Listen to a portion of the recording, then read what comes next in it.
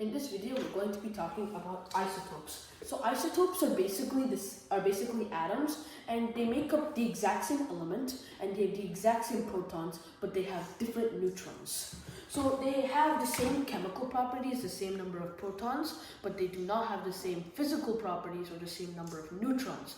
And the reason why is because in certain situations or due to different environmental factors, these elements can change based on their mass. So let's look at an example. Let's take carbon, okay? It has the mass number of 12 and its atomic number is 6. The atomic number, as we stated in a previous video, represents how many protons there are. So if there's 6 protons and the atomic mass represents protons plus neutrons, so that would be equal to 12. And if we know 6 is the protons, that means neutrons must also be equal to 6. Meaning for this carbon, it should have, the neutrons would be 6. But there are two other different types of carbon isotopes, that being 6 with the mass of 13, or carbon with the mass of 13, and then carbon with the mass of 14, which we would get protons is 6 on both of them, but here neutrons would be 7, and neutrons here would be 8. So basically it's the same element with the same amount of protons, but just the neutrons are different, varying on the environmental factors and in certain situations. We're going to be doing another example, and we're going to be using oxygen. So this is oxygen here in the periodic table, and just like carbon, it has 3 isotopes. It would have the mass of 16, and then this one can hold 2, and then there are like 6 here.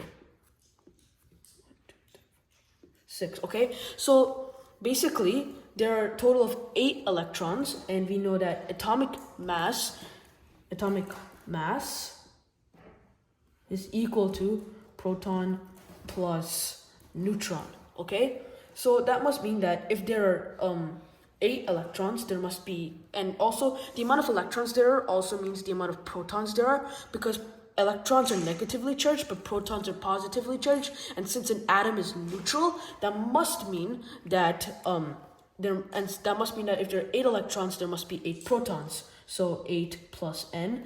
And since the atomic mass here is 16, that must mean that there are now 8 neutrons. Let's look at another example. So this is an isotope of oxygen again, but this time it has the mass of 17. And I'm pretty sure you already know how it looks and stuff.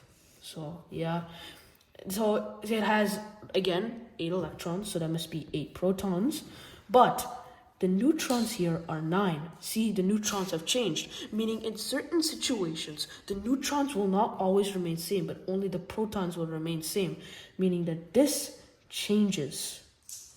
And that's basically how you can identify an isotope.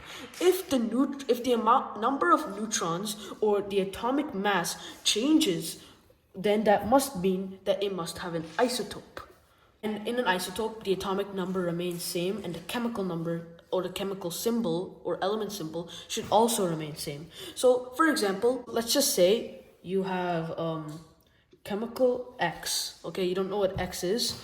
It has the atomic number of 7, and let's just say it's a mass number of 13, and then you have chemical A. And that's X and A, they can be same or they can be different, meaning that X could be, for example, boron, and then A could be, for example, also boron. It's just represented differently, because this one is going to have the mass number of 14, but this one's just going to have 8. Are these isotopes? They're not isotopes. And the way you could tell is through the atomic number. You see, in the periodic table, 7 represents nitrogen. So X would be nitrogen, but then 8 would represent oxygen. Nitrogen and oxygen are not the same, hence these are not isotopes. But if this was 7, then it would work, because these both represent nitrogen. Basically, to identify an isotope, you must be able to look at the atomic number, and any element in the periodic table does not have the same atomic number. Now let's look at one last example. We're going to be taking hydrogen. Let's take hydrogen with the mass number of 1 over here in the periodic table.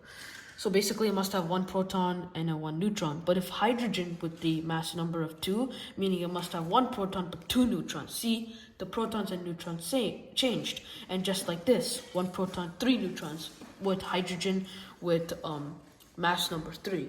So hydrogen has 3 isotopes, lithium has 2 isotopes, and there are more, and if you look into more and more elements, there'll be more and more isotopes. So in conclusion, isotopes are basically the exact same element and they're made up of atoms, but the only difference you can find is that they're made up of different neutrons, different amount of neutrons, whereas protons remain the same. And the reason why we don't include electrons in isotopes is because, well, their amount is negligible since they're anyway going to be moving and switching and all that stuff, but the nucleus will always remain the same. So we look at protons and neutrons for isotopes.